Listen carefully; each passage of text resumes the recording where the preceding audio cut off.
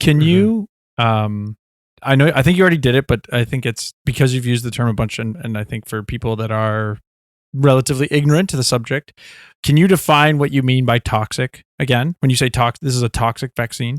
Again, I think you already did it, but I just thought it's probably a good point Yeah, to. so we go through that in our safety. Yeah, so our safety video, our vaccine safe. So that's probably a really great source if you want to kind of do a deeper dive, and we explain it there. But so basically, usually vaccines are inert, like they're not biologically active. Therefore, the most you'll get is like a little bit of an injection site pain.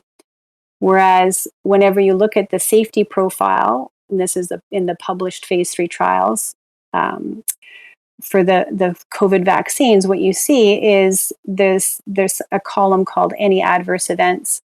And in this particular depiction, you see that 55% of people who take this vaccine will get so sick that they won't be able to carry on their daily activities. So they'll have trouble carrying on their daily activities. So that's unusual. You should not see that in a vaccine. And curiously, a lot of the symptoms, the side effects, are COVID-like symptoms. So fever, headache, fatigue, myalgia, arthralgia, chills. So that is an odd representation. And 15% of people will get so sick that they won't even be able to carry out their daily activities. They'll be incapacitated.